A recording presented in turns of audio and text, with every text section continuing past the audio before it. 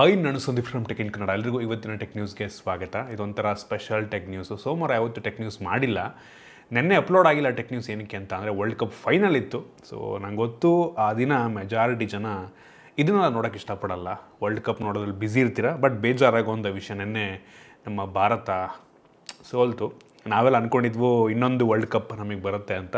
But ಇನ್ನೊಂದು record ಅಂತೂ ಆಯಿತಾ, ಗೆಲ್ಲಿಲ್ಲ ಅಂದರೂ ಒಂದು ರೆಕಾರ್ಡ್ ಅಂತೂ ಆಯಿತು. ಡಿಸ್ನಿ ಹಾಟ್ಸ್ಟಾರ್ನಲ್ಲಿ ಲಿಟ್ರಲಿ 5.9 ಕೋಟಿ ಕನ್ಕರೆಂಟ್ ವ್ಯೂಸ್ ಬಂದಿರುವಂಥದ್ದು ಕ್ರೇಜಿ ವಿಷಯ.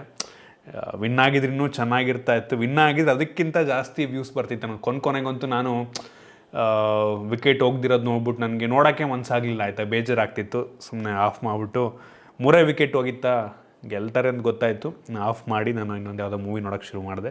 ಬೇಜಾರಾಯಿತು. ಸೊ ಅದೇ ಥರ ಎಷ್ಟೋ ಜನ ಆಫ್ ಮಾಡಿರ್ತಾರೆ ಆ ಟೈಮಲ್ಲಿ, ಅದರಿಂದ ವ್ಯೂಸ್ ಕಡಿಮೆ ಬಂದಿರ್ಬೋದೇನೋ. ವಿನ್ ಆಗಿದ್ದಿದ್ರೆ ಬೆಂಕಿ ಇರ್ತಿತ್ತು.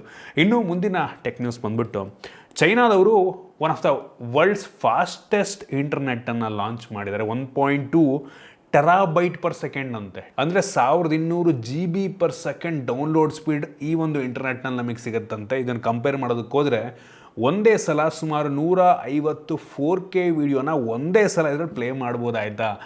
ಕ್ರೇಜಿ ಫಾಸ್ಟ್ ಇಂಟರ್ನೆಟ್ಟು ಇದು ಬಂತು ಅಂದರೆ ನಮ್ಮ ದೇಶಕ್ಕೆ ಬರ್ಬೋದು. ಬಂದರೂ ಸ್ವಲ್ಪ ನಿಧಾನ ಅನ್ನಿಸ್ಬೋದು. ಇದು ಏನು ಇವ್ರು ಲಾಂಚ್ ಮಾಡಿದರೆ ಇದನ್ನು ಕಮರ್ಷಿಯಲ್ಲಾಗಿ ಇಷ್ಟೊಂದು ಸ್ಪೀಡ್ ಸಿಗಲ್ಲ ಆಯಿತಾ. ಒಟ್ಟಿಗೆ ಅದನ್ನು ಲಾಂಚ್ ಮಾಡ್ತಾ ಇದ್ದಾರೆ. ಅಂದರೆ ಮೋಸ್ಟ್ಲಿ ಈ ಕಂಪ್ನಿಗಳಲ್ಲಿ, ದೊಡ್ಡ ದೊಡ್ಡ ಕಂಪ್ನಿಗಳಲ್ಲಿ ಸರ್ವರ್ಗಳಲ್ಲಿ ಇದನ್ನೆಲ್ಲ ಮೋಸ್ಟ್ಲಿ ಯೂಸ್ ಮಾಡ್ತಾರೆ ನಂಗೆ ಅನ್ನಿಸ್ತಂಗೆ. ಪಬ್ಲಿಕ್ಕಿಗೆ ಬರ್ಬೋದು ಫ್ಯೂಚರ್ನಲ್ಲಿ ಒಂದಿನ. ಬಂದರು ಅಂತೂ ನೆಕ್ಸ್ಟ್ ಲೆವೆಲ್ ಇರುತ್ತೆ. ಇನ್ನು ಮುಂದಿನ ಟೆಕ್ ನ್ಯೂಸ್ ಬಂದ್ಬಿಟ್ಟು, ನಮ್ಮ ದೇಶದಲ್ಲಿ ಈಗ ಹೊಸ ಒಂದು ಸ್ಮಾರ್ಟ್ ಕಾರ್ಡ್ ಬರ್ತಾ ಇದೆ. ನಮ್ಮದು ಏನು RC ಬುಕ್ ಇರುತ್ತಲ್ವ, ಅಂದರೆ ನಮ್ಮದು ವೆಹಿಕಲ್ದು ರಿಜಿಸ್ಟ್ರೇಷನ್ನು ಮತ್ತು DL ಎರಡಕ್ಕೂ ಕೂಡ ಹೊಸ ಸ್ಮಾರ್ಟ್ ಕಾರ್ಡ್ ಬರ್ತಾ ಇದೆ. ಹೊಸ QR ಕೋಡು, ಹೊಸ ಚಿಪ್ಪು. ಸೊ ತೋರಿಸ್ತಾ ಇದ್ದೀನಿ ನಾನು ನಿಮಗೆ.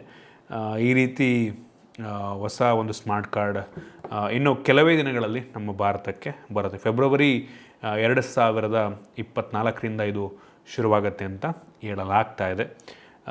ಇನ್ನು ಮುಂದಿನ ಟೆಕ್ ನ್ಯೂಸ್ ಬಂದ್ಬಿಟ್ಟು, ನಮ್ಮ ಕರ್ನಾಟಕ ಗೌರ್ಮೆಂಟ್ನವರು ಬೆಂಗಳೂರಿನಲ್ಲಿ ಈ ಡಿಸೆಂಬರ್ 1ನೇ ತಾರೀಕಿಂದ 11ನೇ ತಾರೀಕು ತನಕ ಅನ್ಬಾಕ್ಸ್ ಬೆಂಗಳೂರು ಹಬ್ಬ ಅಂತ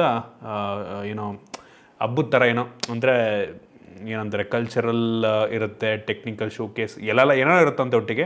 ಒಟ್ಟಿಗೆ 11 ದಿನ ಶೋಕೇಸ್ ಮಾಡ್ತಾರಂತೆ ನಮ್ಮ ಕಲ್ಚರ್ನ, ನಮ್ಮ ಟೆಕ್ನಾಲಜಿಯನ್ನು ಮತ್ತು ಡ್ಯಾನ್ಸ್ ಪ್ರೋಗ್ರಾಮ್ ಏನೇನೋ ಇರುತ್ತಂತ. ಒಟ್ಟಿಗೆ ಒಂದು ಒಳ್ಳೆ ವಿಷಯ, ಡಿಫ್ರೆಂಟಾಗಿ ನಮ್ಮ ಗೌರ್ಮೆಂಟವ್ರು ಮಾಡ್ತಾಯಿದ್ದಾರೆ.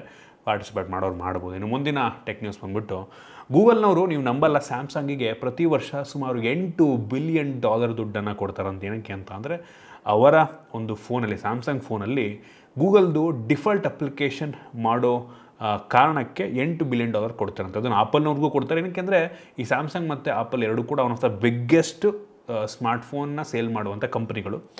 ಸೊ ಅವಕ್ಕೆ ಪೇ ಮಾಡ್ತಾರೆ ಗೂಗಲ್ನವರು ಆಯಿತಾ. ನಮ್ಮ ಏನು ಗೂಗಲ್ ಕ್ರೋಮ್ ಏನಿದೆ ಅದನ್ನು ಡಿಫಾಲ್ಟ್ ಬ್ರೌಸರ್ ಮಾಡ್ಕೊಳ್ಳಿ, ಮೆಸೆಂಜರ್ನ ಡಿಫಾಲ್ಟ್ ಮಾಡ್ಕೊಳ್ಳಿ, ಜಿಮೇಲ್ ಏನಿದೆ ಅದನ್ನು ಡಿಫಾಲ್ಟ್ ಮಾಡ್ಕೊಳ್ಳಿ, ಮ್ಯಾಪ್ಸನ್ನು ಡಿಫಾಲ್ಟ್ ಮಾಡ್ಕೊಳ್ಳಿ. ಸೊ ಇದಕ್ಕೋಸ್ಕರ ಗೂಗಲ್ನವ್ರು ಪೇ ಮಾಡ್ತಾರೆ. ಇನ್ನು ಮುಂದಿನ ಟೆಕ್ ನ್ಯೂಸ್ ಬಂದ್ಬಿಟ್ಟು, iPhone 16 Pro Max ಏನು ಮುಂದಿನ ವರ್ಷ ಲಾಂಚ್ ಆಗುತ್ತೆ. ಲೀಕ್ಸ್ಗಳ ಪ್ರಕಾರ ಪಂಚೋಲ್ ಕ್ಯಾಮ್ರಾ ಇರುತ್ತಂತೆ ಆಯಿತಾ. ಈಗೇನು ನಮಗೆ ಈ ಥರ ಡೈನಮಿಕ್ ಐಲ್ಯಾಂಡ್ ಸಿಗುತ್ತೆ ಆ ರೀತಿ ಇರಲ್ವಂತೆ, ಪಂಚೋಲ್ ಕ್ಯಾಮ್ರಾ ಇರುತ್ತಂತೆ.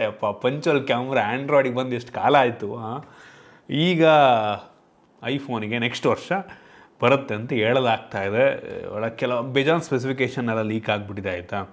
ಸೊ ತುಂಬ ಸಿಮಿಲರ್ ಇದೆ ಡಿಸೈನ್ ವೈಸು. ಮೋಸ್ಟ್ಲಿ ಈ ಪಂಚೋಲ್ ಕ್ಯಾಮ್ರಾ ಒಂದು ನಂಗೆ ಅನ್ನಿಸ್ದಂಗೆ ನೋಡೋದಕ್ಕೆ ಚೇಂಜ್ ಉಳಿದಿದ್ದೆಲ್ಲ ಆಲ್ಮೋಸ್ಟ್ ಸೇಮ್ ಇರುತ್ತೆ ಅಂತ ನನಗೆ ಅನ್ನಿಸ್ತಾ ಇದೆ. ಇನ್ನು ಮುಂದಿನ ಟೆಕ್ ನ್ಯೂಸ್ ಬಂದ್ಬಿಟ್ಟು, ಆಪಲ್ನವರು ಫೈನಲಿ RCS SMS ಅಂದರೆ ಟೆಕ್ಸ್ಟ್ ಏನು SMS ಅಂತೀವಿ, ಅದೊಂಥರ ಟೆಕ್ಸ್ಟ್ ಪ್ರೋಟೋಕಾಲು, ಮೆಸೇಜ್ ಪ್ರೋಟೋಕಾಲ್. ಇದು RCS ಅನ್ನುವಂಥದ್ದು ಒಂಥರ ಡಿಫ್ರೆಂಟ್ ಪ್ರೋಟೋಕಾಲು. ಆಲ್ಮೋಸ್ಟ್ ಎಲ್ಲ ಆ್ಯಂಡ್ರಾಯ್ಡ್ ಫೋನ್ಗಳು ಈ ಒಂದು RCS ಪ್ರೋಟೋಕಾಲ್ನ ಮೆಸೇಜ್ ಮಾಡೋದಕ್ಕೆ ಯೂಸ್ ಮಾಡ್ತಾರೆ ಆಯಿತಾ. ಐಫೋನ್ ಅವ್ರದ್ದು ಯಾವುದೋ ಒಂದಿತ್ತು, ಅವರೇ ಅಂದರೆ ಈ iMessage ಏನಿದೆ ಅವ್ರದ್ದೇ ಯಾವುದೋ ಒಂದು ಟೆಕ್ನಾಲಜಿ ಯೂಸ್ ಮಾಡ್ಕೊಂಡು ಮೆಸೇಜ್ನ ಮಾಡೋ ಥರ ಇತ್ತು. ಅದರಲ್ಲೆಲ್ಲ ಈ MMS ಎಲ್ಲ ಸಪೋರ್ಟ್ ಆಗೋಲ್ಲ ಆಯಿತು. ಅಂದರೆ ಈ ಹೈ ಕ್ವಾಲಿಟಿ ಫೋಟೋಸು ವೀಡಿಯೋಸ್ ಎಲ್ಲ ಸೆಂಡ್ ಮಾಡೋದಕ್ಕಾಗಲ್ಲ ಅಂತೇನೋ ಇತ್ತು. ಸೊ ಇದೀಗ ಐಫೋನಲ್ಲೂ ಕೂಡ ಈ RCS ಸಪೋರ್ಟ್ ಆಗೈತಂತ. ಇದು ಬಂತು ಅಂತ ಅಂದರೆ ನೆಕ್ಸ್ಟು ನೀವು ಈ iMessageಯಿಂದ ಆ್ಯಂಡ್ರಾಯ್ಡಿಗೆ ಮೆಸೇಜ್ ಮಾಡ್ಬೋದು. ಅಂದರೆ ವಿತೌಟ್ ಮೊಬೈಲ್ SMS ಏನು ಪ್ಲ್ಯಾನ್ ಇರೋದು ಅದಿಲ್ಲದೇ ಇಂಟರ್ನೆಟ್ ಮುಖಾಂತರ ಮೆಸೇಜ್ ಮಾಡುವಂಥ ಫೀಚರ್ ಇದು. ಸೊ ಬೆಂಕಿ ವಿಷಯ ಆಯಿತಾ. ಮೊನ್ನೆ ನಥಿಂಗ್ ಅವರು ಸಪೋರ್ಟ್ ಮಾಡ್ತೀವಿ, ಐಫೋನಿಗೆ ಡೈರೆಕ್ಟ್ ಮೆಸೇಜ್ ಮಾಡ್ಬೋದು, ಅದರಿಂದ ರಿಸೀವ್ ಮಾಡ್ಕೊಬೋದು ಅಂತ ಅಂದರು. ಅದಾಗಿ ಕೆಲವೇ ದಿನಗಳಲ್ಲಿ ಆಪಲ್ನವರೇ ಅನೌನ್ಸ್ ಮಾಡಿಬಿಟ್ರು. ವೇಸ್ಟ್ ಆಗೋಯ್ತು ಅವರೆಲ್ಲ ಎಫರ್ಟ್ ಹಾಕಿದ್ದು, ನಥಿಂಗ್ ಅವರು. ಇನ್ನು ಮುಂದಿನ ಟೆಕ್ ನ್ಯೂಸ್ ಬಂದ್ಬಿಟ್ಟು ಕ್ವಾಲ್ಕಾಮ್ ಅವರು ಸ್ನ್ಯಾಪ್ಡ್ರ್ಯಾಗನ್ 8 Gen 3 ಪ್ರೋಸರ್ನ ಲಾಂಚ್ ಮಾಡಿದ್ದಾರೆ. ಸೊ ಇದರಲ್ಲೂ ಕೂಡ ಆನ್ಬೋರ್ಡ್ AI ಪ್ರೋಸೆಸ್ ಮಾಡುವಂಥ ಕೆಪಬಿಲಿಟೀಸು ಈ ಒಂದು ಸ್ನ್ಯಾಪ್ಡ್ರ್ಯಾಗನ್ 8 Gen 3ಗಿದೆ. ಮತ್ತು GPU ವೈಸು Gen 2ಗಿಂತ ಸುಮಾರು 50% ಜಾಸ್ತಿ ಪರ್ಫಾರ್ಮೆನ್ಸನ್ನು ಈ ಒಂದು Gen 3 ಕೊಡುತ್ತಂತೆ. ನೋಡೋಣ ಯಾವ ಫೋನಲ್ಲಿ ಫಸ್ಟ್ ಬರುತ್ತೆ, ಬೆಂಚ್ ಮಾರ್ಕಲ್ಲಿ ಹೆಂಗೆ ಕೊಡುತ್ತೆ ಅಂತ. ಇನ್ನು ಮುಂದಿನ ಟೆಕ್ ನ್ಯೂಸ್ ಬಂದ್ಬಿಟ್ಟು Xiaomi MI ಅವರು ಮೊದಲ ಕಾರನ್ನು ಲಾಂಚ್ ಮಾಡಿದರೆ. ಈ ಒಂದು ಕಾರಲ್ಲೂ ಕೂಡ ಹೈಪರ್ OS ಇರುತ್ತಂತ ಆಯಿತಾ. ಸೊ ಈ ಒಂದು ಹೈಪರ್ OS ಈ ಒಂದು ಕಾರ್ನಲ್ಲೂ ರನ್ ಆಗ್ತಾ ಇರುತ್ತೆ. MIU ಇತ್ತಲ್ಲ, ಅದನ್ನು ರೀಪ್ಲೇಸ್ ಮಾಡಿದ್ರು ಹೈಪರ್ OS ಅಂತ. ಸೊ ಇದು ಕೂಡ ಹಿಂಗೆ ಇರುತ್ತಂತೆ. ಚೆನ್ನಾಗಿದೆ ಒಂಥರ ನೋಡೋದಕ್ಕೆ, ಸ್ಪೋರ್ಟ್ಸ್ ಕಾರ್ ಥರನೂ ಇದೆ, ತುಂಬ ಸ್ಟೈಲಿಶ್ ಆಗೂ ಇದೆ. ನಮ್ಮ ದೇಶಕ್ಕೆ ಬರೋದು ಡೌಟೇನೆ, ನಮ್ಮ ಗೌರ್ಮೆಂಟ್ನವರು ಅಷ್ಟು ಬೇಗ ಪರ್ಮಿಷನ್ನ ಕೊಡಲ್ಲ ಆಯಿತಾ. ಈ ಟೆಸ್ಲಾಗೇ ಕಾಡಿಸ್ಬಿಟ್ಟವ್ರೆ ಇಂಡಿಯಾಗೆ ಬರೋದಕ್ಕೆ, ಕೊನೆಗೂ ಬರ್ತಾ ಇದ್ದಾರೆ ಟೆಸ್ಲಾದವರು. ಬಟ್ ಸ್ಟಿಲ್ ಈ Xiaomi ಕಾರು ಬರುತ್ತೋ ಇಲ್ವೋ ಗೊತ್ತಿಲ್ಲ. ಇನ್ನು ಮುಂದಿನ ಟೆಕ್ ನ್ಯೂಸ್ ಬಂದ್ಬಿಟ್ಟು OpenAI CEO ಸ್ಯಾಮ್ ಆಲ್ಟ್ಮನ್ನ ಫೈರ್ ಮಾಡಿ ಬಿಸಾಕಿದ್ದಾರೆ ಆಯಿತಾ. ಪಾಪ ಅವನೇ ಬಿಲ್ಡ್ ಮಾಡಿದ್ದು. ಸೊ ಈ ChatGPT ಇವನ್ನೆಲ್ಲ ಬಿಲ್ಡ್ ಮಾಡಿದ್ದು, ಅಂದರೆ ಕೋರ್ ಡೆವಲಪ್ ಮಾಡಿದ್ದು ಅವರೇನೆ, ಅಂದರೆ ಈ ಕಂಪನಿಯನ್ನು ಸ್ಕ್ರ್ಯಾಚಿಂದ ಬಿಲ್ಡ್ ಮಾಡಿದ್ದು ಅವರೇನೆ. ಸೊ ಆ ಒಂದು ಬೋರ್ಡ್ ಡೈರೆಕ್ಟರ್ಸ್ ಏನಿರ್ತಾರೆ ಅವರೆಲ್ಲ ಇವನೇನ ಕಿತ್ತೆಸ್ತರು. ಕತೆ ಗುರು ಯಪ್ಪ, ಇವರೇ ಸವಾಸಲ್ಲ. ಆಪಲ್ದು ಫೌಂಡರ್ ಸ್ಟೀವ್ ಜಾಬ್ಸನ್ನ ಕೂಡ ಇದೇ ರೀತಿ 1990s ಅವರೇ ಕಟ್ಟಿದ್ದು ಕಂಪ್ನಿಯಿಂದ ಹೊರಗೆ ಹಾಕ್ತಾರೆ ಆಯಿತಾ. ಆಮೇಲೆ ಮತ್ತೆ ವಾಪಸ್ ಕರ್ಕೊಂಬರ್ತಾರೆ. ಬಟ್ ಸ್ಟಿಲ್ ಈ ಥರ ಆಗಿತ್ತು. ಇನ್ನು ಅದಕ್ಕಿಂತ ನಮ್ಮ ದೇಶದಲ್ಲೇ ಈ ಅಶ್ನೀರ್ ಗುರುವರ್ ಏನು, ಅದು ಯಾವ ಕಂಪ್ನಿ ಅದು, ಅಶ್ನೀರ್ ಗುರುವರ್ದು ಅದ್ರ ಹೆಸರೇನು, ಭಾರತ್ ಪೇ. ಸೊ ಅದರಿಂದನೂ ಕೂಡ ಕಿತ್ತೆಸಿದಿರಲ್ವಾ. ಸೊ ಸೇಮ್ ಥಿಂಗ್, ಅವರೇ ಕಟ್ಟು ಬಳಸಿದಂಥ ಕಂಪ್ನಿಯಿಂದ ಅವ್ರನ್ನೇ ಕಿತ್ತು ಹೊರಡೆ ಹಾಕೋದು. ಇನ್ನು ಮುಂದಿನ ಟೆಕ್ ನ್ಯೂಸ್ ಬಂದ್ಬಿಟ್ಟು ಯೂಟ್ಯೂಬ್ ಇನ್ಮೇಲೆ ಈ AI ಜನ್ರೇಟೆಡ್ ಕಂಟೆಂಟನ್ನು ಸಪ್ರೇಟ್ ಮಾಡುತ್ತಂತೆ ಆಯಿತಾ. ಸೊ ಅದಕ್ಕೇನೋ ಒಂದು ಬ್ಯಾಡ್ಜ್ ಕೊಡುತ್ತಂತೆ, ಇದು AI ಜನ್ರೇಟೆಡ್ ವಿಡಿಯೋ ಅಂತ. ಸೊ ಒಂದು ಒಳ್ಳೆಯ ವಿಷಯ, ಇನ್ಮೇಲೆ ಒಂದು ಒಳ್ಳೆಯ ವಿಷಯ ಆ ರೀತಿ ಮಾಡುವಂಥದ್ದು ಆಯಿತಾ. ಫ್ಯೂಚರ್ನಲ್ಲಿ ಕ್ರಿಯೇಟರ್ಗಳ ಅವಶ್ಯಕತೆನೇ ಇರೋದ ರೀತಿ ಆಗ್ಬಿಡುತ್ತೆ ಈ ರೀತಿ ಮಾಡಿಲ್ಲ ಅಂದರೆ. ಒಂದು ಒಳ್ಳೆಯ ವಿಷಯ ಮಾಡ್ತಾ ಇರುವಂಥದ್ದು. ಇನ್ನು ಮುಂದಿನ ಟೆಕ್ ನ್ಯೂಸ್, OnePlus ಅವರು ಅವ್ರದ್ದೇ ಒಂದು ಸ್ಪೀಕರ್ನ ಆಯಿತಾ, ಬ್ಲೂಟೂತ್ ಸ್ಪೀಕರ್ನ ಲಾಂಚ್ ಮಾಡ್ತಾರಂತೆ. ತುಂಬ ಒಂದು ಟೀಸರ್ ಫೋಟೋ ರಿಲೀಸ್ ಮಾಡಿದ್ದಾರೆ. ತುಂಬ ಯೂನಿಕ್, ಏನೋ ಡಿಸ್ಪ್ಲೇ ಥರ ಇರೋ ಥರ ಕಾಣ್ತಾ ಇದೆ. ಲಾಂಚ್ ಆದಮೇಲೆ ಗೊತ್ತಾಗಬೇಕಿದೆ ಆ್ಯಕ್ಚುಲಿ ಯಾವ ರೀತಿ ಇರುತ್ತೆ ಅಂತ.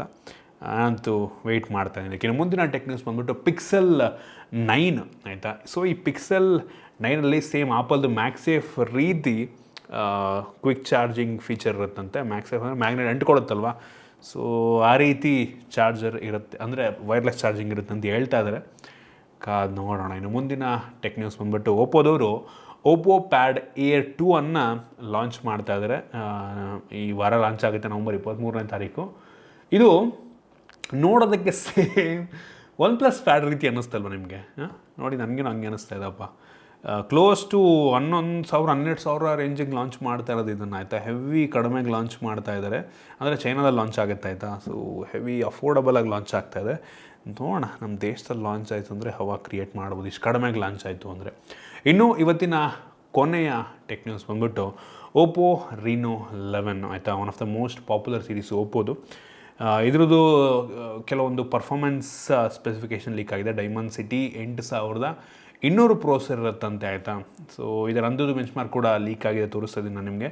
ಸುಮಾರು 10,33,000 ರೇಟಿಂಗನ್ನು ಕೊಡ್ತಾ ಇದೆ. OPPO Reno 11 ಸೀರೀಸ್ ಲಾಂಚ್ ಆದರೆ 30,000-40,000 ರೇಂಜಲ್ಲಿ ಲಾಂಚ್ ಆಗುವಂಥ ಸ್ಮಾರ್ಟ್ಫೋನ್. ಈ ಪ್ರೈಸ್ ರೇಂಜಿಗೆ ಪರವಾಗಿಲ್ಲ ಅಂತೀನಿ, ಪರ್ಫಾರ್ಮೆನ್ಸು ಪರವಾಗಿಲ್ಲ ಅಂತೀನಿ. ಇನ್ ಕೇಸ್ ಇದು ಬೇಸ್ ವೇರಿಯಂಟಲ್ಲಿದ್ದರೆ 30,000 ರೂಪಾಯಿಗೆ ಈ ಪರ್ಫಾರ್ಮೆನ್ಸ್ ನನಗೆ ಒಂದು ಒಳ್ಳೆ ಪರ್ಫಾರ್ಮೆನ್ಸ್ ಅನಿಸುತ್ತೆ ಆಯಿತಾ. ನಂಗೆ ಅನಿಸ್ದಂಗೆ ನೆಕ್ಸ್ಟ್ ವರ್ಷ 2024ನೇ ಇಸ್ವಿಯಲ್ಲಿ 15,000-20,000 ರೇಂಜ್ ಸ್ಮಾರ್ಟ್ಫೋನ್ಗಳು ಹೆವಿ ಪವರ್ಫುಲ್ ಆಗುತ್ತೆ. 15,000-20,000 ಹೆವಿ ಪವರ್ಫುಲ್ ಆಗುತ್ತೆ ಅಂತ ನನ್ನ ಒಂದು ಅಭಿಪ್ರಾಯ ಆಯಿತಾ. ₹25,000 ಒಳಗೆ ಫ್ಲ್ಯಾಗ್ಶಿಪ್ ಲೆವೆಲ್ ಪರ್ಫಾರ್ಮೆನ್ಸನ್ನು ಕೊಡುವಂಥ ಸ್ಮಾರ್ಟ್ಫೋನ್ಗಳು ಈ ವರ್ಷ ಲಾಂಚ್ ಆಗುವ ಸಾಧ್ಯತೆ ಇದೆ, ಕಾದು ನೋಡೋಣ ಹೇಗಿರುತ್ತೆ ಅಂತ. ಸೊ ಇಷ್ಟು ಇವತ್ತಿನ ಟೆಕ್ ನ್ಯೂಸ್. ಐ ಹೋಪ್ ನಿಮಗೆ ಇವತ್ತಿನ ಟೆಕ್ ನ್ಯೂಸ್ ಕೆಲವೊಂದು ಹೊಸ ವಿಷಯ ತಿಳ್ಕೊಳ್ಳೋಕೆ ಸಿಕ್ಕಿದೆ ಅಂತ ಅನ್ಕೋತೀನಿ. ಇಷ್ಟ ಆಗಿದ್ದರೆ ಲೈಕ್ ಮಾಡಿ, ಶೇರ್ ಮಾಡಿದ ರೀತಿ ನಮ್ಮ ಬೇರೆ ಬೇರೆ ವೀಡಿಯೋ ನಮ್ಮ ಟೆಕ್ ಇನ್ ಕನ್ನಡ ಸಬ್ಸ್ಕ್ರೈಬ್ ಮಾಡ್ಕೊಂಡಿಲ್ಲ ಅಂದರೆ ಈಗಲೇ ಸಬ್ಸ್ಕ್ರೈಬ್ ಮಾಡ್ಕೊಂಡು ಒಂದು ಬೆಲ್ ಐಕನ್ ಕೂಡ ಕ್ಲಿಕ್ ಮಾಡ್ಬೋದು. ಸಿಗೋಣ ಮುಂದಿನ ವೀಡಿಯೋದಲ್ಲಿ.